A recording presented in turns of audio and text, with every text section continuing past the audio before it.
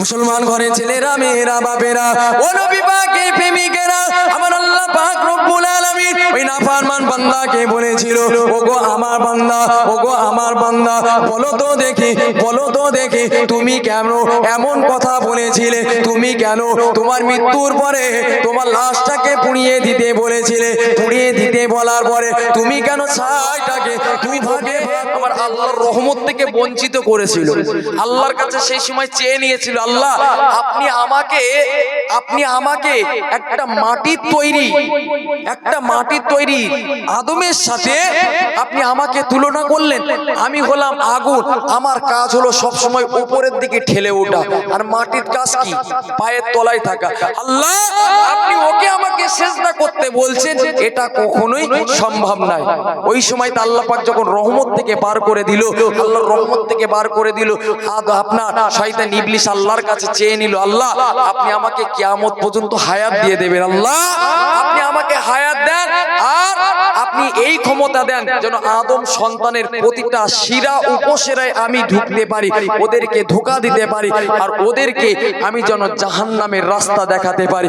আমার আল্লাহ বললেন, এই ইবলিস যা, আমি আল্লাহ তোর ক্ষমতা দিয়ে দিলাম, তোর সেই শক্তিও আমি আল্লাহ দিয়ে দিলাম, আর তোর কিয়ামত পর্যন্ত হায়াতকে আমি আল্লাহ দিয়ে দিলাম। তবে আমি আল্লাহ জানিয়ে দিলাম, তোরা আমার বান্দাদেরকে ধোঁকা দিবি, তোরা ৮২ বার ধোঁকা দিবি, আমি আল্লাহ আমার বান্দা বান্দীদেরকে ৮৩ বার ক্ষমা করে দেব। সকলে বলি সুবহানাল্লাহ। আল্লাহর বান্দারা রমজান মাসে রোজা করবে, শয়তান ধোঁকা দেবে, এটা কখনো হতে পারে না। কারণ আমার আল্লাহ পাক রব্বুল আলামিন আদম সন্তানদেরকে ভালোবাসে, আর সবচাইতে আমাদের কেন বেশি ভালোবাসে? কারণ আমরা হলাম প্রিয় নবীর গুনাহগার উম্মত। সকলে বলি সুবহানাল্লাহ। তাহলে আমি তিনটে কথা বললাম, কটা? এক হলো যে ব্যক্তি রোজা রাখবে, রোজাদারের মুখের দুর্গন্ধ আমার আল্লাহর কাছে মেশকে আম্বারের চাইতেও বেশি দামি। দ্বিতীয় নাম্বার হলো যারা রোজাদার এরা যখন ইফতার করতে বসে, ফারিস্তারা এদের সাথে দোয়ায় হাত মিলিয়ে দেয়, শরীক হয়ে যায়। তৃতীয় নাম্বার হলো শয়তান এদেরকে ধোঁকা দিতে পারে না। এবার আসি চতুর্থ নাম্বার বৈশিষ্ট্য কি আছে। মুসলমান ঘরের ছেলেরা, মেয়েরা, বাপেরা, ও নবী পাকের প্রেমিকেরা, আমার আল্লাহ পাক রব্বুল আলামিন বান্দা বান্দীকে কতটা ভালোবাসে, কতটা মহাব্বত করে, কতটা প্যার করে। যে বান্দাটা প্রতিনিয়ত রোজা আদায় করতে থাকে, রমজান মাসে একটা রোজাও বন্ধ করে না, একটা রোজাও মিস করে না, আমার আল্লাহ পাক রব্বুল আলামিন ওই বান্দা বান্দীকে প্রতিদিন নতুন সাজসজ্জা দিয়ে দেয়। ও যুবকেরা, ও রাসূলুল্লাহর প্রেমিকেরা, আর আমার আল্লাহ পাক রব্বুল আলামিন বান্দা বান্দীকে লক্ষ্য করে বলতে থাকে, আমার প্রিয় বান্দারা অতি শীঘ্র হয় তাদের কষ্টগুলো ভুলে গিয়ে আমি আল্লাহ পাক আমার কাছে আশ্রয় নিতে আসবে। আল্লাহ বলছে যে আমার বান্দা যারা রোজা রাখছে, আমি আল্লাহ ওদেরকে প্রতিদিন নতুন সাজসজ্জা দান করব, আর ওরা আমি আল্লাহ পাক জানিয়ে দিলাম, আমি আল্লাহ আমার কাছে খুব তাড়াতাড়ি আসবে, আমার কাছে বিশ্রাম নেওয়ার জন্য আসবে। দুনিয়ার বুকে এত কষ্ট করছে, এত দুঃখ পাচ্ছে, ওরা খুব তাড়াতাড়ি আমি আল্লাহ আমার কাছে আসবে, আর আমি আল্লাহ আমার রহমতের ভিতরে ওদেরকে শামিল করে রেখে দেব। সকলে বলি সুবহানাল্লাহ। ও যুবকেরা, ও রাসূলুল্লাহর প্রেমিকেরা, কিতাবের মধ্যে পাওয়া যায় পঞ্চম নম্বর বৈশিষ্ট্যটা আপনাদেরকে একটু জানিয়ে দিয়ে যায়। রাসূলুল্লাহ জানিয়ে দিলেন, আল্লাহ পাক রব্বুল আলামিন জানিয়েছে যে বান্দাটা 30 দিন রোজা আদায় করবে, যে বান্দাটা ফরজ রোজাগুলো প্রতিটা রোজা আদায় করবে, আল্লাহ পাক রব্বুল আলামিন জানিয়ে দিল, আমি আল্লাহ পাক রব্বুল আলামিন ওই বান্দার 30 রোজা অর্থাৎ শেষ রোজা দিনে আমি আল্লাহ ওর জীবনের গুনাহগুলোকে ক্ষমা করে দেব। আল্লাহ বললেন আমার যে বান্দাটা রোজা আদায় করবে কষ্ট হওয়ার পরেও যে বান্দা রোজা আদায় করবে আমি আল্লাহ জানিয়ে দিলাম ও 30 তারিখে 30 রোজায় আমি আল্লাহ ওর প্রতিদানটা আমি আল্লাহ নিজ হাতে দিয়ে দেব। সকলে বলি সুবহানাল্লাহ। কিতাবের মধ্যে এসে হযরতে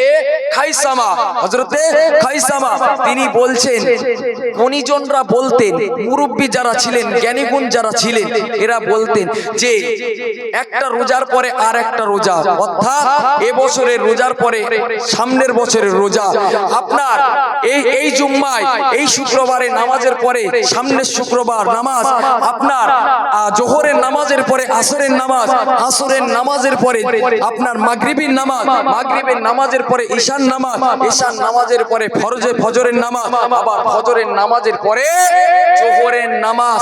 এর ভেতরে যদি কোনো বান্দা অন্যায় করে ফেলে, অপরাধ করে ফেলে, যদি সে কাবিরা গুনাহ না করে, আমার আল্লাহ এই নামাজকে এই রোজাকে আমার আল্লাহ কাফারা স্বরূপ বানিয়ে দেয়। সকলে বলি সুবহানাল্লাহ। তাই বান্দা চেষ্টা করতে হবে যারা গত বছরে রোজা আদায় করেছে এ বছরে রোজাটাকে আদায় করা। তাহলে এর ভেতরে যারা আমার অন্যায় করে ফেলেছি, গুনাহ করে ফেলেছি, আমার আল্লাহ পাক রব্বুল আলামিন চাইলে অবশ্যই বান্দার জীবনের গুনাহগুলোকে maaf করে দেবে। সকলে বলি সুবহানাল্লাহ। ও যুবকেরা, ও রাসূলুল্লাহ প্রেমিকেরা, খুব ঠান্ডা মাথায় বোঝার চেষ্টা করুন। আল্লাহ নবী সাহাবা হযরতে আবু হুরায়রা রাদিয়াল্লাহু তাআলা আনহু বলে রাসূলুল্লাহ সোনা জমানে জানিয়ে দিয়েছে যদি কোনো বান্দা আল্লাহ পাক রব্বুল আলামিনের এই রমজান মাসেতে ইবাদত বন্দেগী করে, যদি কোনো বান্দা রোজা আদায় করে, আপনার সম্মানিত ব্যক্তিদের সাথে, ঈমানদার বান্দা বান্দির সাথে, ঈমানদার বান্দাদের সাথে মসজিদে এসে তারাবি আদায় করে, ও যুবকেরা, ও রাসূলুল্লাহর প্রেমিকেরা, আমার আল্লাহ পাক রব্বুল আলামিন ওই বান্দার জীবনের গুনাহগুলোকে ক্ষমা করে দেবেন। ও যুবকেরা, ও রাসূলুল্লাহর প্রেমিকেরা, রাসূলুল্লাহ মা জানিয়ে দিলেন বাবা সাহাবারা, আল্লাহ পাক রব্বুল আলামিন এই রমজান মাসে এমন একটা রাতকে নির্ধারণ করেছে, এমন একটা রাতকে নির্ধারণ করেছে, আমার আল্লাহ পাক রব্বুল আলামিন জানিয়ে দিলেন ওই রাতটা হলো 1000 মাসের চেয়ে উত্তম। ও যুবকেরা, ও রাসূলুল্লাহর প্রেমিকেরা, ওই রাত্রিতে আমার আল্লাহ পাক রব্বুল আলামিন পবিত্র কালামুল্লাহ শরীফকে অবতীর্ণ করেছে। আমার আল্লাহ পাক জানিয়ে দিলেন ইন্না আনসালনাহু ফি লাইলাতিল কদর।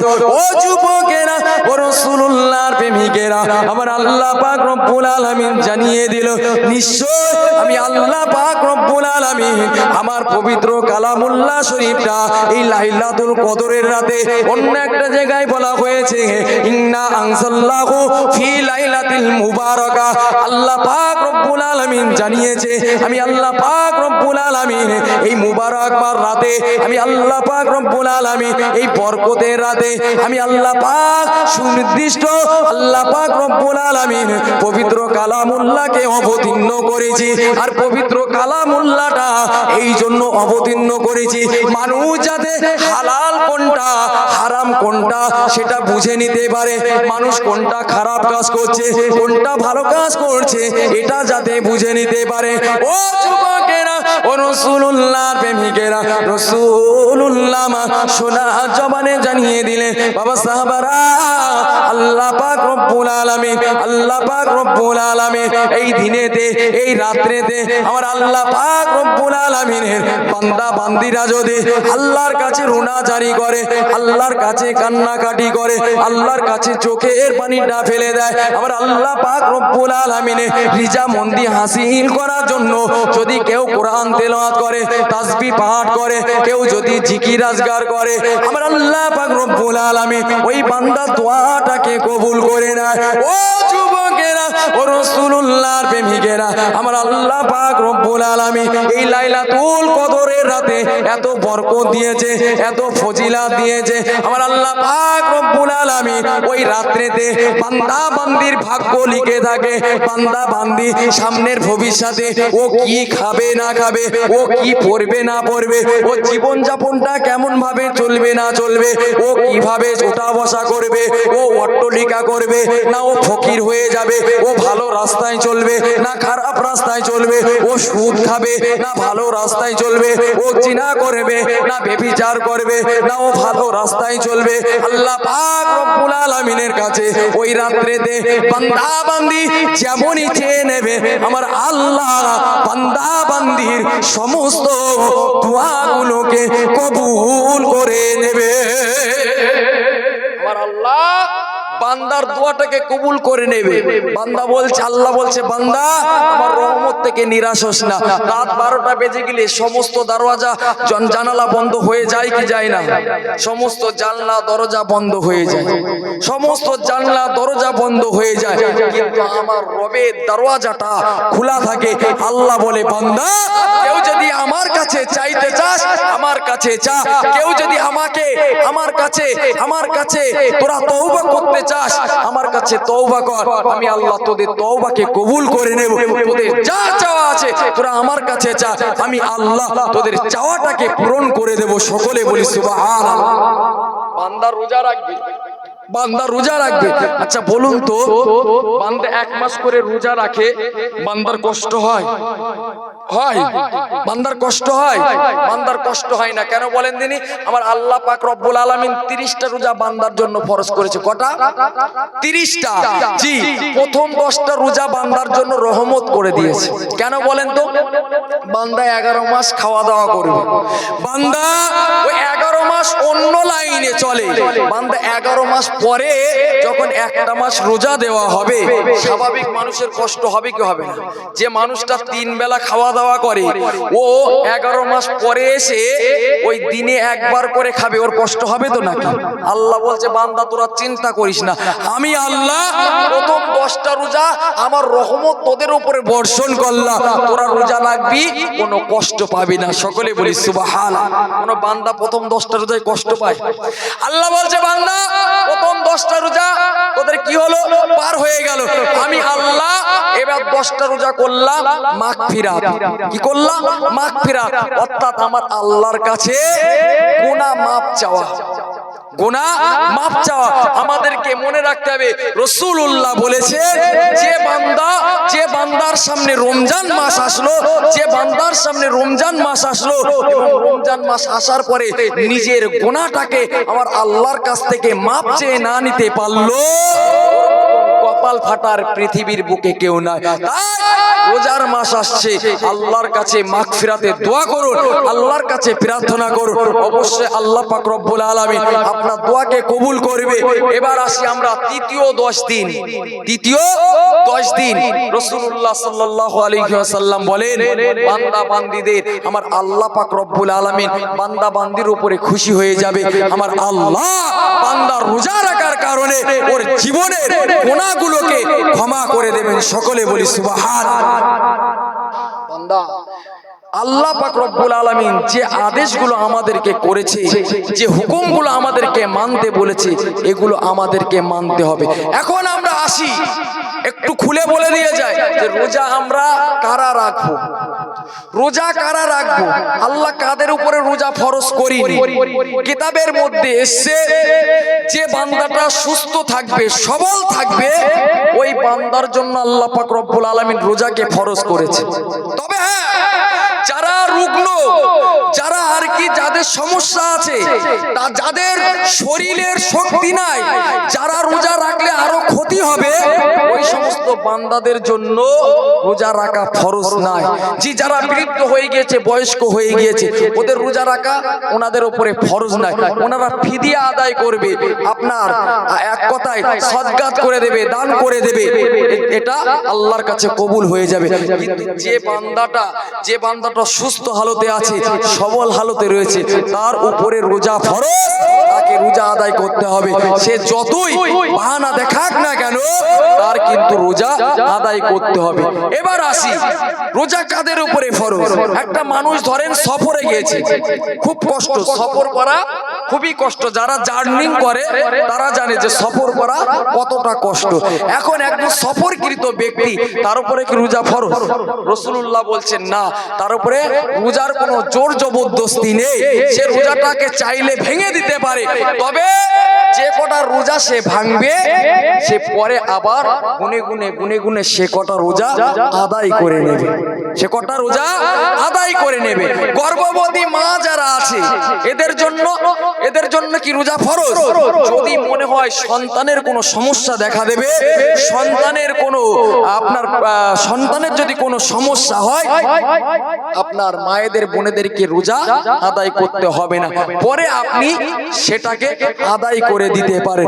আল্লাহ পাক রব্বুল আলামিন আমাদের সকলকে বুঝদান করে। সকলে বলি আল্লাহুম্মা আমিন। দরুদ শরীফ পাঠ করেন। আল্লাহুম্মা সাল্লি আলা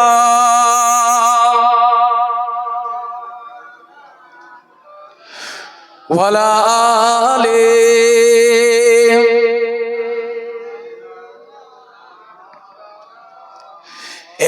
একটি বছর পরে আবার ফিরে এলো মাহে রমজান, একটি বছর পরে আবার ফিরে এলো মাহে রমজান।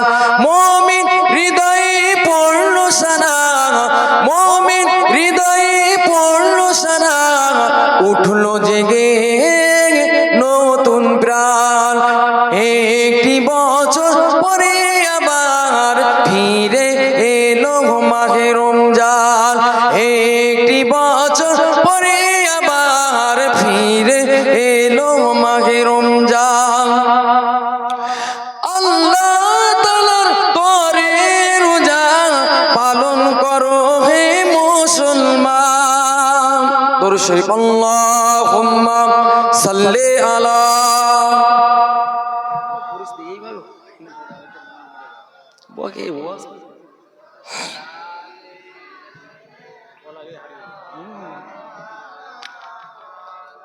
সাল্লাল্লাহু আলাইহি সাল্লাম। হাজিরানে মজলিস।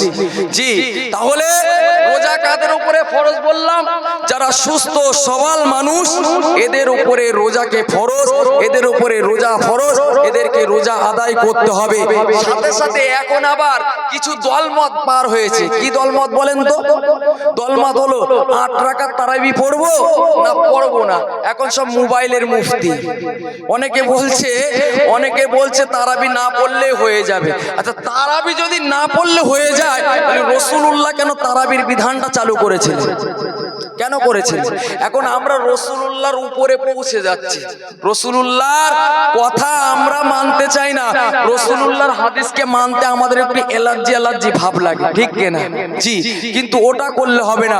রাসূল যেটা বলেছে সেটা আমাদেরকে মানতে হবে। বান্দা, আল্লাহর কাছে যদি আপনি যে কোনো অনুনয় বিনয় করে আপনি যদি আল্লাহর কাছ থেকে এই রোজার মাসে আপনি আল্লাহর কাছে মাগফিরাতটা চেয়ে নিতে পারেন, ক্ষমাটা চেয়ে নিতে পারেন, মনে করবেন আপনার জীবনটাকে সার্থক হয়ে যাবে। বান্দা আল্লাহকে ভয় করে, মানুষকে নয়। বান্দা আল্লাহকে স্মরণ করে, মানুষকে নয়। বান্দা আল্লাহকে ভালোবাসে, মানুষকে নয়। কেননা আমার আল্লাহ পাক রব্বুল আলামিন পবিত্র কালামুল্লাহর ভিতরে বলছেন, মুসলমান ঘরের ছেলেরা, মেয়েরা, বাপেরা, ও নবী পাকের প্রেমিকেরা, আমার আল্লাহ পাক রব্বুল আলামিন জানিয়ে দিল, ইয়া আইয়ুহাল্লাযীনা আমানুত্তাকুল্লাহা হাক্কা তুকাতিহি ওয়া লা তামুতুন্না ইল্লা ওয়া আনতুম মুসলিমুন। ও যুবকেরা, ও রাসূলুল্লাহর প্রেমিকেরা, আল্লাহ পাক রব্বুল আলামিন জানিয়ে দিল, হে বিশ্বাসী ঈমানদার বান্দা বান্দি গণেরা, তোমরা আমি আল্লাহ পাক রব্বুল আলামিন আমাকে ভয় করো। আমি আল্লাহ পাক রব্বুল আলামিন আমাকে ভয় করো। বান্দারে কতটা পরিমাণ ভয় করবে আমি আল্লাহ পাক রব্বুল আলামিন জানিয়ে দিলাম। আমি আল্লাহ পাক রব্বুল রব্বুল আলামিন জানিয়ে দিলা, বান্দারে তুমি একটা সামনের দিকে খারাপ কাজ করতে যাচ্ছ, সামনের দিকে পা ফেলতে যাচ্ছ, বান্দা গো আমি আল্লাহ পাক আমার ভয়টা যেন তোমার অন্তরে থাকে, আমার ভয়টা যেন তোমার ভিতরে প্রবেশ করে, আমি আল্লাহ বলে যে একজন আছি এটা যেন তোমার অন্তরে গেঁথে যায়। ও যুবকেরা, ও রাসূলুল্লাহর প্রেমিকেরা, আল্লাহ পাক রব্বুল আলামিন বলল, বান্দারে তোরা তো মৃত্যু বরণ করবি, তবে মৃত্যু বরণ করার আগে আমি আল্লাহ জানিয়ে দিলাম ইল্লা ওয়া আনতুম মুসলিমুন, বান্দারে মৃত্যু বরণ করার আগে তোরা পাকা ঈমানদার মুমিন মুসলমান হয়ে মৃত্যু বরণ কর। আর একটু জোরে বলুন সুবহান। ও যুবকেরা, ও রাসূলুল্লাহর প্রেমিকেরা, আল্লাহকে ভয় করো, আল্লাহকে ভয় করো, কেননা আমাদের যদি কেউ দয়া করে, আমাদের প্রতি যদি কেউ রহমত দান করে, সেটা হলো আমার আপনার আল্লাহ পাক রব্বুল আলামিন, তিনি আমাদের উপরে রহমত বর্ষণ করবে। ও যুবকেরা, ও রাসূলুল্লাহর প্রেমিকেরা, আল্লাহ পাক রব্বুল আলামিনের বান্দারা যদি সারা জীবন আল্লাহকে আল্লাহ বলে না ডাকে, আল্লাহকে আল্লাহর ইবাদত বন্দেগী না করে, আল্লাহ পাক রব্বুল আলামিনের বান্দারা যদি নামাজ না পড়ে, রোজা না করে, হজ না করে, যাকাত না দেয়, ও যুবকেরা, ও রাসূলুল্লাহর প্রেমিকেরা, এই বিশ্বাসটা যদি থাকে যে আল্লাহ বলে আমার একজন রয়েছে, আল্লাহ বলে একজন স্রষ্টা রয়েছে, আল্লাহ বলে একজন মালিক রয়েছে, আল্লাহ বলে একজন প্রভু রয়েছে, এই বিশ্বাসটা যদি অর্জন করে কেউ মৃত্যুবরণ করে, আমার আল্লাহর ভয়টা যে আপনার ভিতরে রয়েছে, আমার আল্লাহ পাক রব্বুল আলামিন আপনার ভয়টা, আল্লাহর ভয়টা আপনার অন্তরে থাকার কারণে আমার আল্লাহ আপনার জীবনের গুনাহটাকে মাফ করে আমার আল্লাহ আপনার জন্য নিজ দয়ায় জান্নাতও দিয়ে দিতে পারে। আল্লাহর ভয় অন্তরে রাখুন, আল্লাহর ভয় অন্তরে রাখুন। একটা উদাহরণ আপনাদেরকে দেব, একটা উদাহরণ দেব, কিতাবের মধ্যে এসে উদাহরণস্বরূপ আপনাদেরকে বলছি। জি, এখন কিতাবের মধ্যে এসে এক বান্দার জীবনে কখনো আল্লাহর ইবাদত বন্দেগী করেনি, আল্লাহর নাফরমান বান্দা ছিল। কি বান্দা ছিল? আল্লাহর নাফরমান বান্দা ছিল। তার যখন মৃত্যুর সময় আসলো, খুব ভালো করে শোনেন, মৃত্যুর সময় আসলো, জি, ও সেই সময় ওর অন্তরে আল্লাহর ভয়টা গ্রাস করলো, আল্লাহর ভয়টা অন্তরে গ্রাস করলো। ও মৃত্যুর আগে চিন্তা ভাবনা করে নিল যে আল্লাহর সাথে আমি সারা জীবন নাফরমানি করেছি, আল্লাহর ইবাদত বন্দেগী কিছু আমি করিনি কোনোদিন, আল্লাহ দরবারে তো আমাকে হাজিরা দিতে হবে। আল্লাহ যদি আমাকে প্রশ্ন করে, আমি আল্লাহর প্রশ্নের উত্তর দেব কিভাবে? ও এখন ভয়তে ভয়তে ওর পরিবার পরিজন, ওর ফ্যামিলি, ওর আত্মীয় স্বজন, ওর সন্তানদেরকে বলল যে দেখো, আমি যখন মৃত্যুবরণ করব, আমার মৃত্যুবরণ করার পরে তোমরা আমার লাশটাকে পোড়াবে। কি করবে? লাশটাকে পোড়াবে। লাশটাকে পুড়িয়ে যে ছাইটা হবে, ওই ছাইটা দু ভাগে ভাগ করবে। কটা ভাগে? দুটো ভাগে ভাগ করবে। এক ভাগ জমিনে ছড়িয়ে দিবে আর এক ভাগ সমুদ্রে ছড়িয়ে দেবে। কি বললাম? এক ভাগ জমিনে ছড়িয়ে দিবে, এক ভাগ সমুদ্রের পানিতে ফেলে দেবে। তাতে কি হবে? তাহলে আমার আল্লাহর দরবারে আর হাজিরাও দিতে হবে না, আর আল্লাহর দরবারে আল্লাহর প্রশ্নের উত্তরও আমাকে আর দিতে হবে না। আচ্ছা বলুন, আমার আল্লাহর ক্ষমতা বেশি না মানুষের ক্ষমতা বেশি? আমার আল্লাহর ক্ষমতা বেশি না? জি। এখন ওই বান্দাটা, আল্লাহর নাফরমান বান্দাটা মৃত্যুবরণ করলো। এখন পিতা ওসিয়াত করে গেছে বাপের লাশ পোড়াতে হবে। সন্তানরা মনে মনে করছে যে বাপ যখন ওসিয়াত করেছে, আমার বাপের লাশটা আমরা পোড়াবো, আর ওই ছাইটাকে দুভাগে ভাগ করে এক ভাগ জমিনে ফেলবো আর এক ভাগ সমুদ্রের পানিতে ফেলে দেব। জি। এখন মানুষটা মারা গেল, আপনার ওই মানুষটাকে পুড়িয়ে ছাইটাকে দুভাগ করে এক ভাগ সমুদ্রে, এক ভাগ জমিনে ফেলে দিলেন। আমার আল্লাহ পাক রব্বুল আলামিন ফেরেশতাদেরকে ডাক দিয়ে বলে, ফেরেশতারা, এই ফেরেশতারা, যাও আমার ওই বান্দার ছাইগুলো পুড়িয়ে এনে আমি আল্লাহ আমার সামনে হাজির করো। আল্লাহর হুকুম যখন হলো, ফেরেশতারা ছাইগুলো পুড়িয়ে আমার আল্লাহর দরবারে হাজির করো। মুসলমান ঘরে ছেলেরা, মেয়েরা, বাপেরা, ও নবী পাকের প্রেমিকেরা, আমার ওই নাফরমান বান্দাকে বলেছিল, ওগো আমার বান্দা, ওগো আমার বান্দা, বলো তো দেখি তুমি কেন এমন কথা বলেছিলে? তুমি কেন তোমার মৃত্যুর পরে তোমার লাশটাকে পুড়িয়ে দিতে বলেছিলে? পুড়িয়ে দিতে বলার পরে তুমি কেন ছাইটাকে দু ভাগে ভাগ করতে বলেছিলে? এক ভাগ কেন সমুদ্রে ফেলে দিতে বলেছিলে? এক ভাগ কেন জমিনের উপরে ফেলে দিতে বলেছিলে?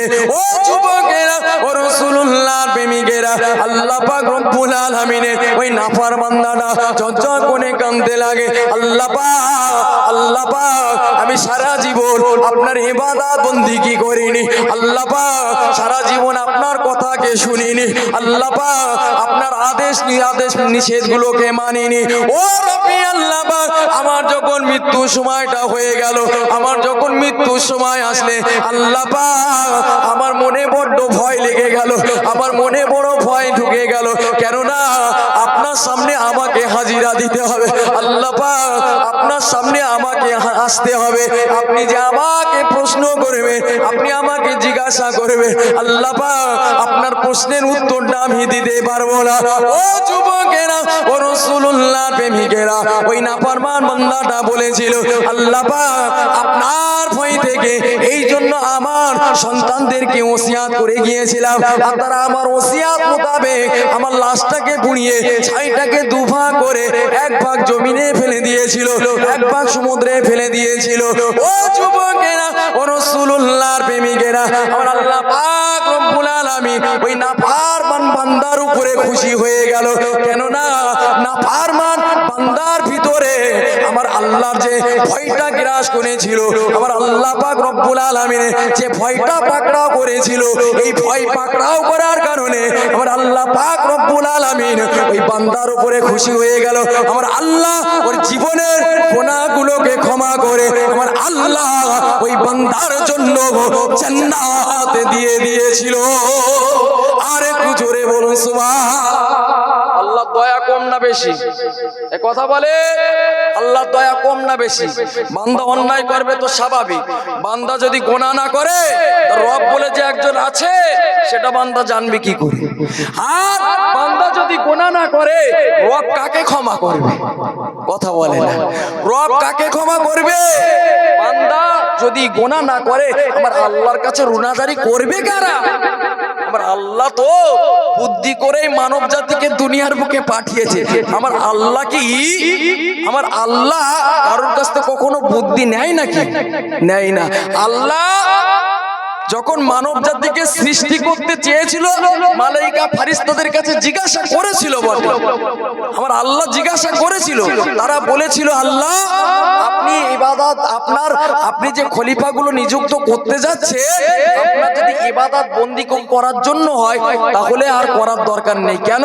আমরা ইবাদত বন্দেগী করার জন্যই যথেষ্ট, আমরা আপনার ইবাদত বন্দেগী করার জন্যই যথেষ্ট। এখন বলুন, আল্লাহ রব্বুল আলামিন ফারিস্তাদের কথা শুনেছিলেন নাকি?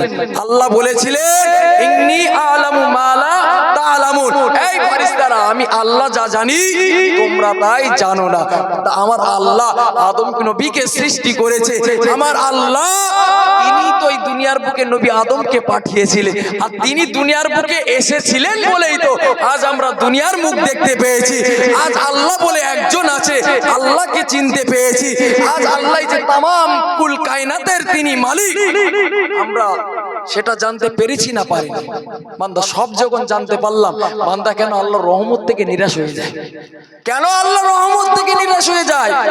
আমরা যখন এটা বিশ্বাস করি যে পৃথিবীর সৃষ্টিকর্তা, পৃথিবীর যত সৃষ্টি রয়েছে, একটা পিঁপড়ে থেকে শুরু করে যত বড় প্রাণী আছে, সমস্ত সৃষ্টি জীবের আমার আল্লাহ না খাইয়ে কখনো মারিনি, এটা যদি বিশ্বাস করি বান্দা, এটা যদি আমাদের বিশ্বাস থাকে যে রব আমাদেরকে দুনিয়ার বুকে পাঠিয়েছে, আজ আমি এখানে বসে রয়েছি, আগামীকাল কোথায় থাকবো সেটাও আমার আল্লাহ সৃষ্টি করেছে, আমার আল্লাহ আমার জন্য লিখে রেখে দিয়েছে, এটা যদি আমার বিশ্বাস থাকে, তাহলে আল্লাহর এই কথার উপরে যদি বিশ্বাস থাকে, তাহলে আল্লাহর শুকরিয়া আমরা আদায় করি না কেন?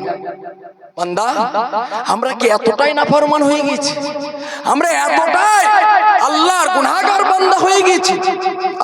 তুমি মনে রাখতে হবে, গুনাহ হলেও আপনাদেরকে হাত ধরে বলে যাব, আল্লাহর কাছে সবচেয়ে, আল্লাহর কাছে সব সময় তানার কাছে রহমতের, আপনার তানার কাছে মাগফিরাতের দোয়া করুন, রহমতের দোয়া করুন। আল্লাহর কাছে বলেন, আল্লাহ আল্লাহ আপনি যদি আমাকে পাপী করে মৃত্যু দেন, আল্লাহ আপনি আমাকে কাফের করে মউত দেবেন না। আল্লাহ আল্লাহর কাছে আপনি দোয়া করেন, আল্লাহর কাছে দোয়া করেন, আল্লাহ আপনি যদি আমাকে পাপী করে মৃত্যু দেন আপনি দেবেন, কিন্তু আমাকে বেদিন হালতে মৃত্যু দেবেন না। আল্লাহ আপনি আমাকে হেদায়েত দেন।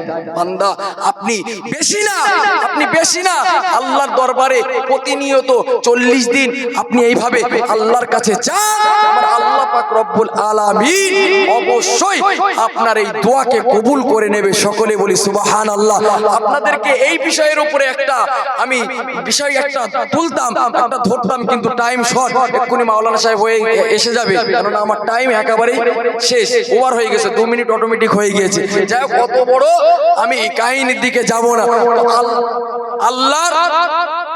আল্লাহর রহমত থেকে নিরাশ হওয়া যাবে না। কিতাবের মধ্যে এসে একজন বাদশা ছিলেন, কি ছিলেন? বাদশা।